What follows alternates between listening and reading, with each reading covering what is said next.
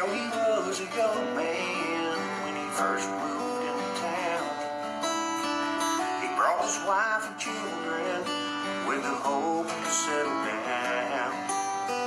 But waiting here for Bill, little did he know, was his old friend Whiskey everywhere, and he loved his old friend so.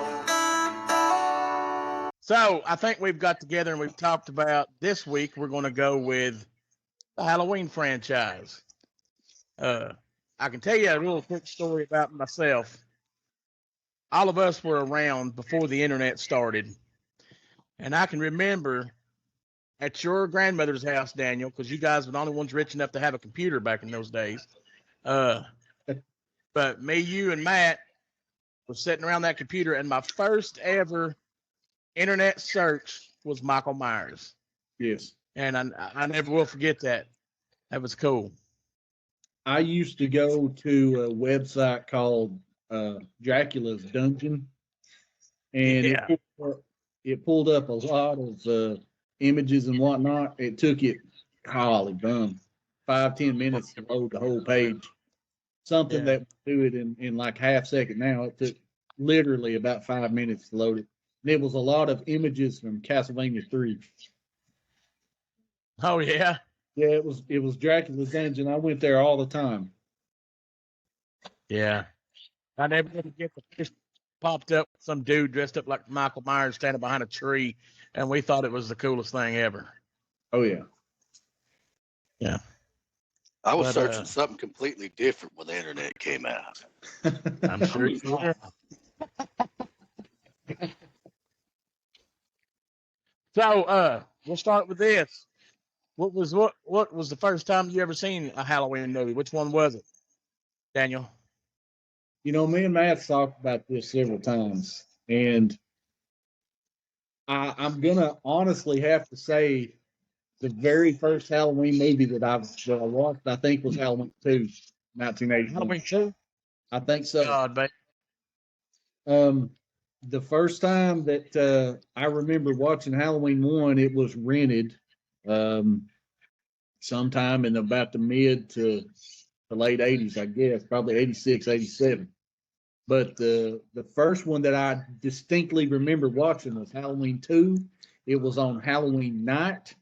It come on WGN, and it was edited for TV, so it had the 2 extra scenes or a couple of extra scenes that was in it that wasn't in the normal cut. Wasn't that the coolest thing, getting to watch a movie when it came on TV? Oh yeah. That was awesome. I believe it or not, Halloween 2 is actually my favorite one of the whole franchise. I love Halloween 2. I don't know why. It's something about being in the hospital at night. I've always thought that one was cool. It was so creepy. Yes. Very creepy.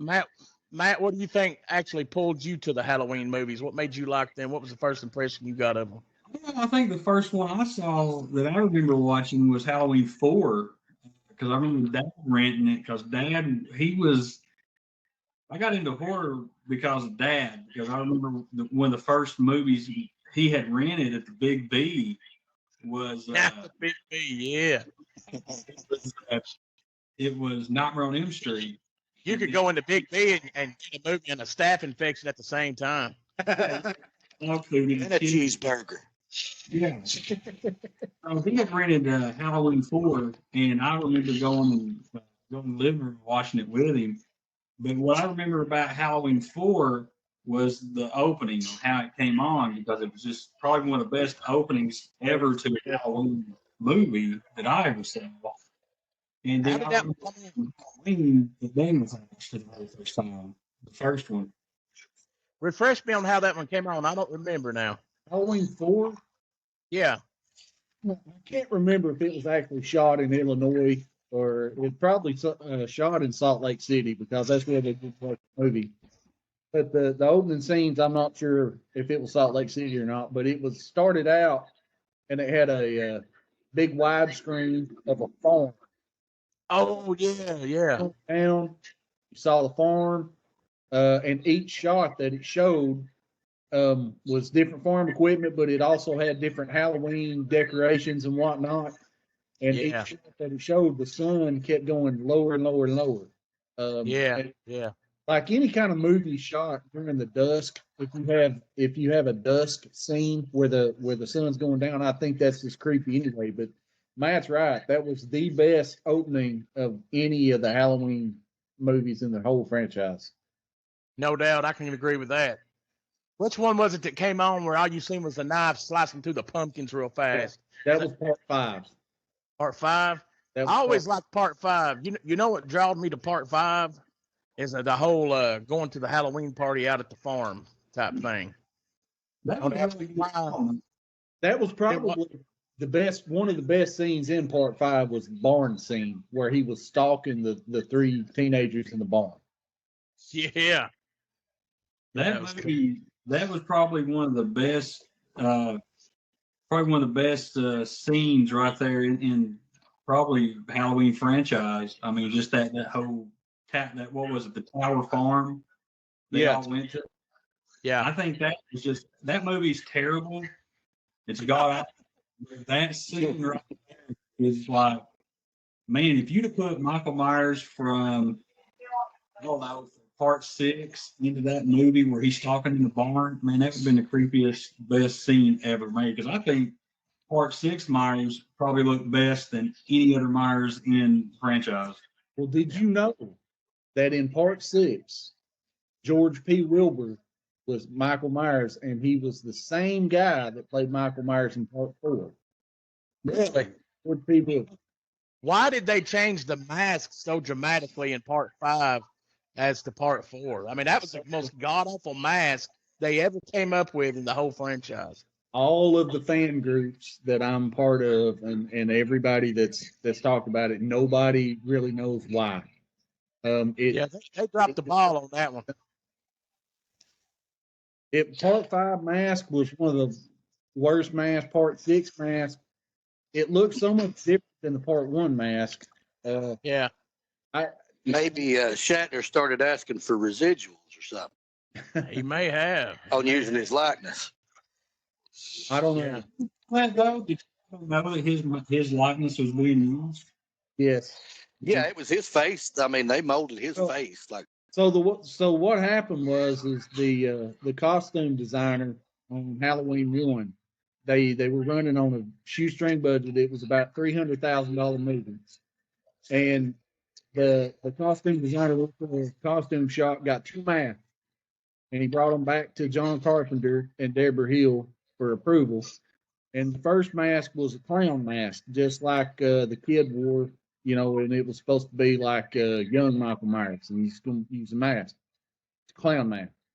The second mask was an actual Star Trek mask. It wasn't just William Shatner. It was supposed to be Star Trek. And they ended up, he put it on. They immediately fell in love with that mask. And so what he ended up doing was he cut the eye holes out, made them a little bit bigger, teased up the hair, and then they spray painted the mask white because originally it was not white. Yeah, they cut a little bit of the hair off the sides too and stuff like that. But I think it had sideburns when they first started. I can't remember about the sideburn. I know that they teased up the hair and they actually cut the eye holes out and spray painted it white. So they was going to get William Shatner, but they was afraid he'd be like, "I'm going to kill you with this knife." Dead. Yeah. Trick or treat. Yeah. So I guess It's a Captain Kirk mask. yeah. Do you think that mask was, if they didn't do Shatner's mask and they went with a different route, do you think that would have like changed the way we see Myers now? Yeah, I do. I think that it would have altered the character and people would have. When you look at that mask in part 1, okay, that mask just looks creepy. Right after he strangles PJ Souls with the telephone cord and he's holding the phone up and Lori's on the other side, like it's backlit. He stays backlit all the time. The mask kind of looks blue. The eye holes are blacked out. It just looks creepy, and you're not going to get that vibe if you use a clown mask or if you use some kind of other mask. You're just not going to get that vibe. Yeah, sometimes the most simplest things work, man. I mean, just a plain white mask. Who would have thought? Yeah. Yeah, if it had been a clown mask, there wouldn't nobody watched a second one. No. Nah, it would have been too. It would have been too normal. And Do you it, think about this? You think about when Jason got the hockey mask in part 3. I mean, how iconic is that? Yeah. I mean, you can keep him running around with a potato sack, I guess, but I mean that Yeah, stroke of genius to come up with a hockey mask. yeah, the Hawks made that whole franchise. yeah, and not to get off on Friday the 13th, but how the hockey mask come about is they were about to shoot that scene, and they were like, "Man, we need something to because this burlap sack ain't going to work with him, being in the water." So I think who was the guy that done all the special effects? That was Tom Savini. Savini. He's Yep. like, I got a hockey mask out in the car, so that's how that come about. He literally just had it laying in his car. That's So all. he went and got it. Yeah, I carry hockey masks in my truck just in case. Yeah, Somebody needs killing. I need to hide my identity. I never leave home without one. You know what I'm saying? Yeah. To the face. But let me ask you this: starting with Travis, if you had to pick your favorite scene from any of the movies, which one would it be? Well, I don't know.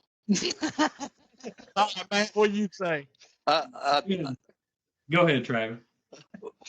We used to watch this one part over and over in Halloween 2 where Loomis was trying to tell old girl to get out now, but we had yeah, now.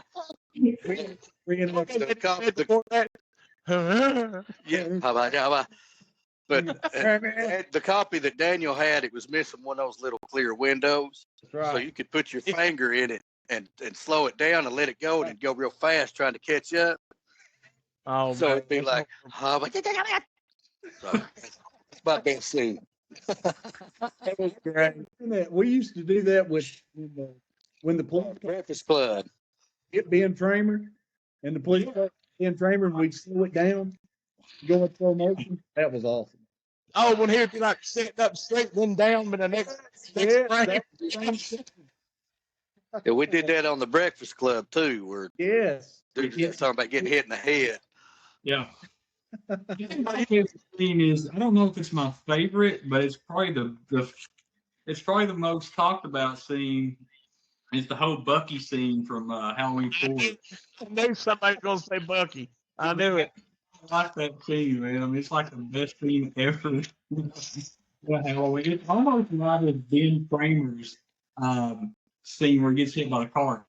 But if you're talking about spooky scenes, man, you gotta go back to you honestly could go to Halloween 2018 because there were some really cool shots there. That was a good movie. When he's actually in Haddonfield, walking around when the trick-or-treaters and stuff out. That right there is what I liked about 2018 is that it brought Myers into the actual Halloween spirit. Everybody's trick-or-treating. I thought that was great. And there was just something spooky about that whole run where he's just going through the houses killing people. And I thought that scene was good. So that 2018 was good.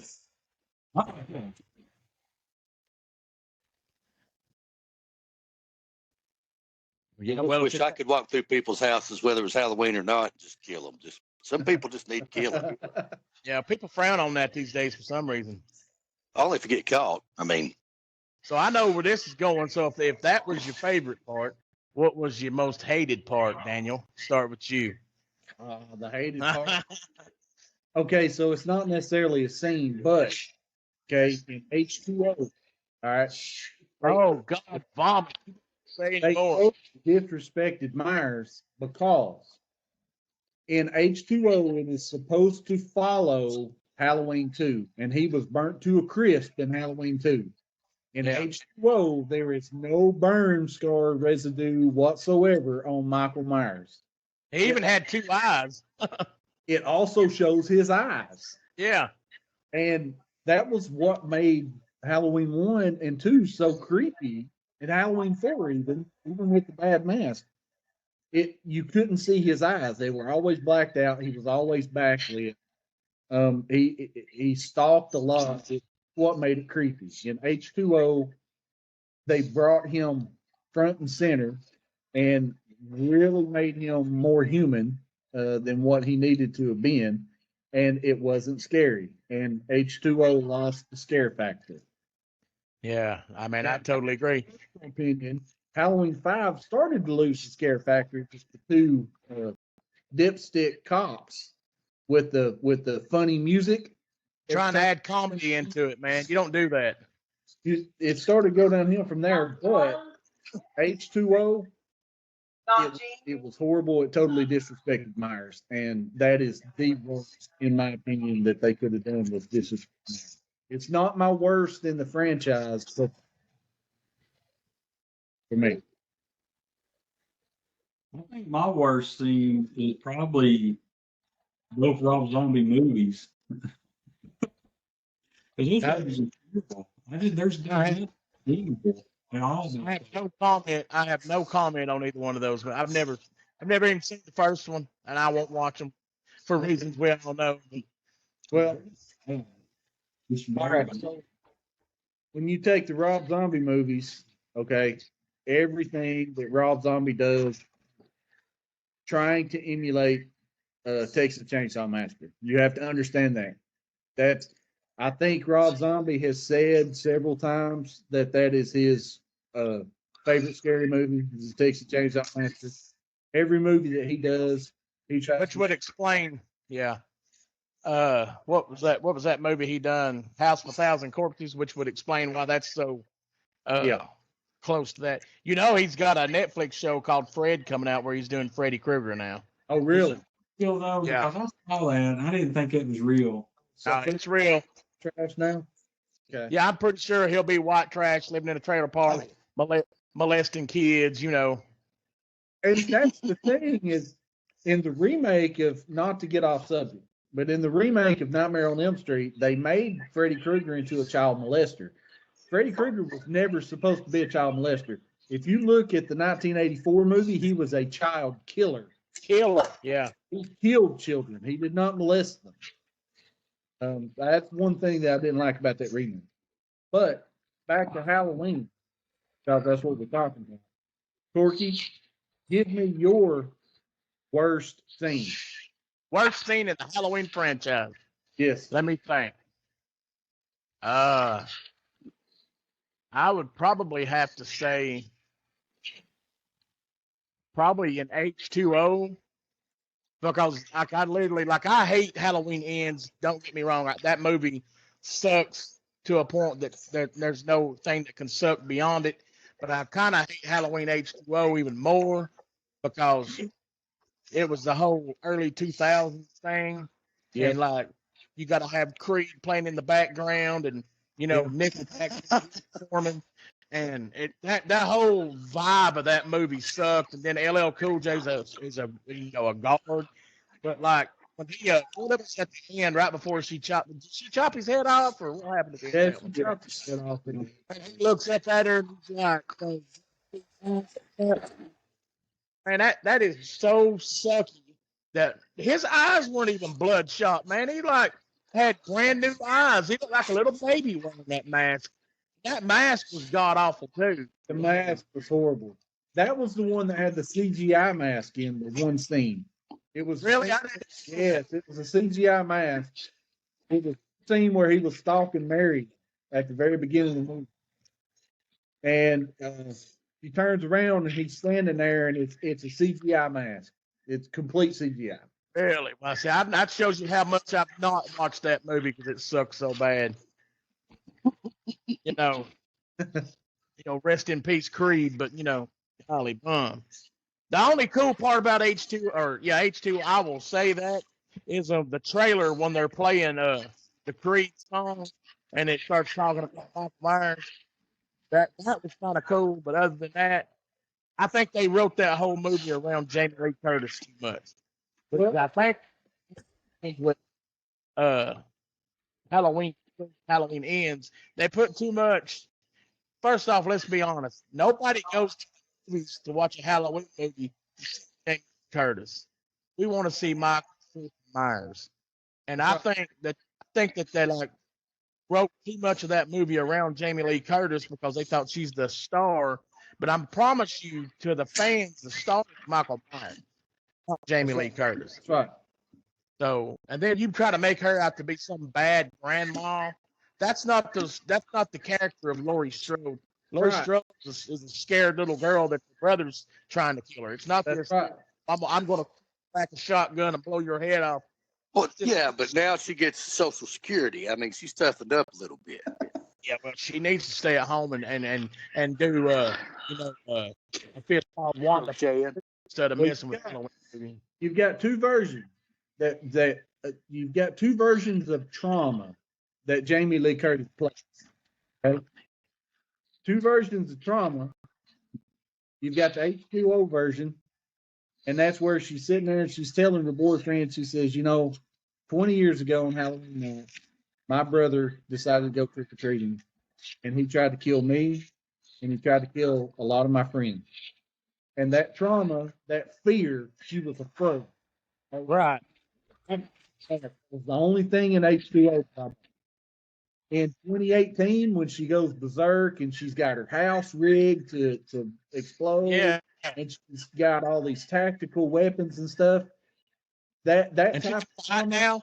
and that was 40 years later after a 10-minute because in 2018 Halloween 2 didn't happen, so she wasn't chased all the way through the hospital. Really? I didn't know that. Halloween 2 did not happen in 2018. It was just one.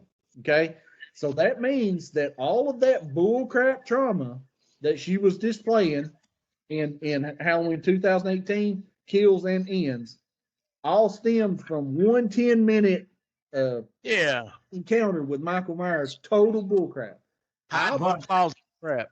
Bought the trauma, okay, from 2000 or from H2O a whole lot better than I bought the trauma from 2018.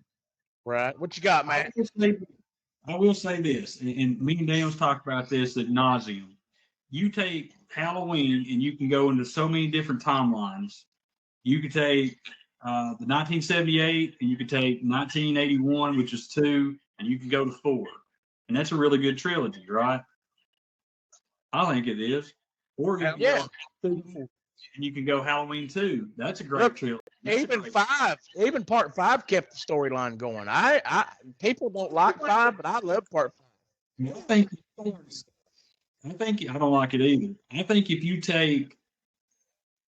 could also take Halloween 1978 and wed it to Halloween 2018, and that's a great direct sequel to that. And you can end it there because, I mean, effectively, you put him in a house and you burned him down and the girls got out.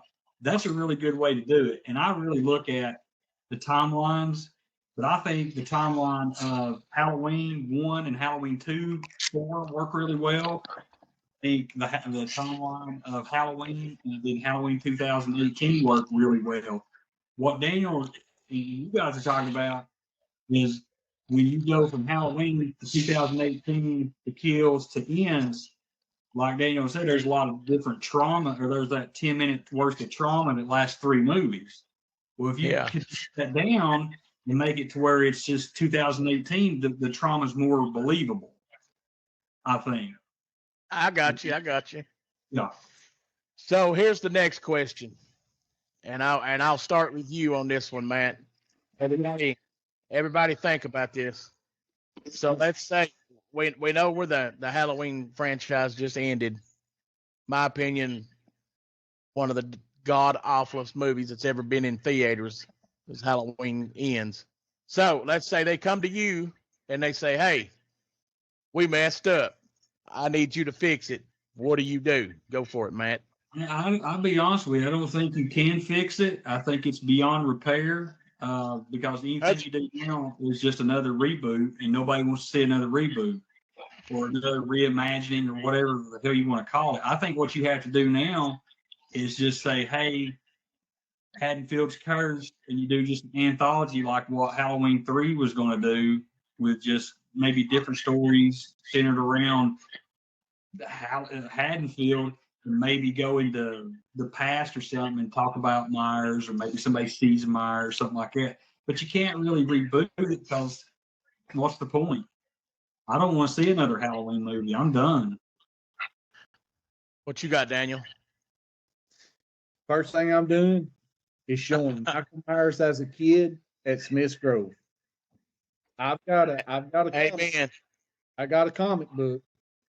It was Dark Horse Comics, and it actually has a few scenes from Michael Myers during his time in Smith's Grove, and it doesn't really go into a whole lot of detail, but with as bad as Rob Zombie's movie was, and with as poorly written as Loomis's character in that movie was, we go back and he tried to show some stuff in Smith's Grove. I would not go that route by showing that type. I would show Loomis discussing with his peers at the time that wouldn't listen to him. Hey, there's something wrong with this kid. This kid is evil. You start to see, like the bully on the ward. Michael comes in, he gets bullied. All of a sudden, something happens to the bully. You know it's Michael. The audience knows it's Michael. You do it in a creepy setting, stuff like that. You kind of have that backstory right there. I think that's an awesome backstory movie. You could do a whole just about that. I agree. I was thinking you could go back because there's like 15 years there, or 10 years there that we didn't know anything about. So you could take that route and you could see what went down in those 10 years. Or my take on it, I'm with Matt. I don't think a reboot. Nobody wants to see another reboot. Right. But I think I would kind of flip the script if they said, all right, man, here's your budget.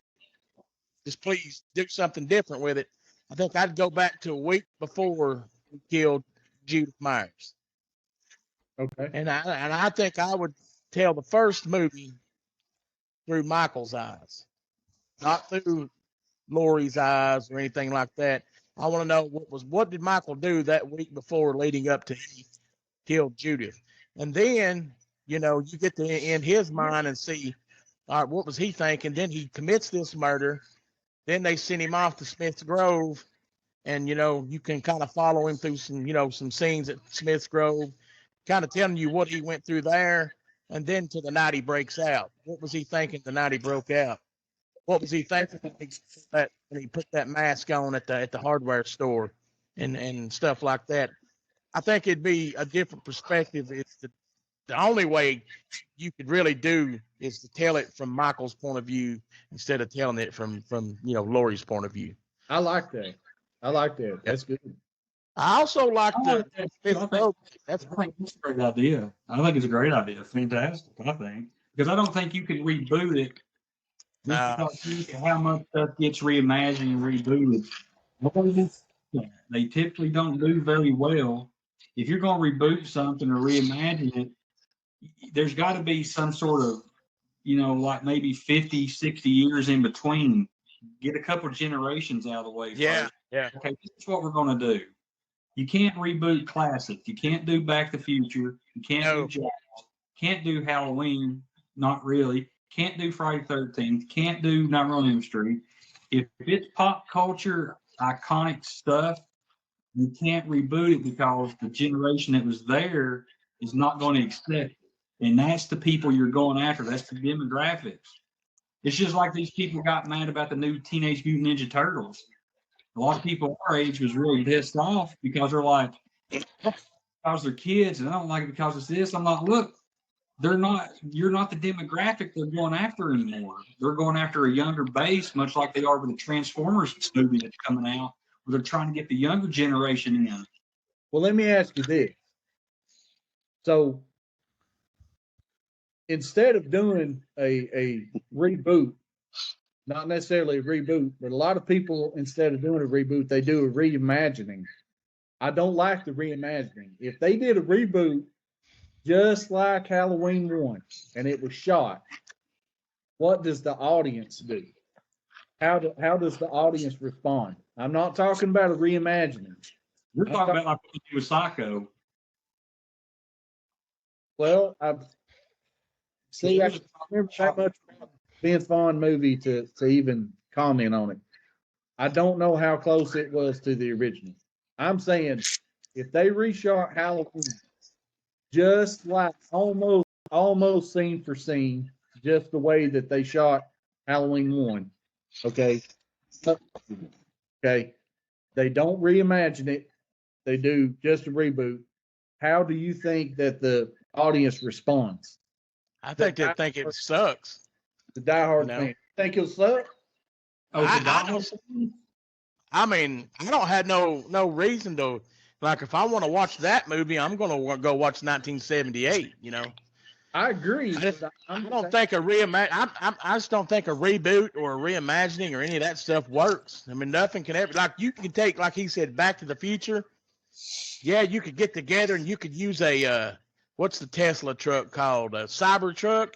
You could get a Cybertruck and you could get whoever you could get, Mark Wahlberg to play Marty, but there's nothing ever gonna be as good as the original. That's just the truth, Guys, man. we got to go back to the future, guys. I agree. I don't like And you eat a hamburger from Walmart. reboots and I don't like reboots.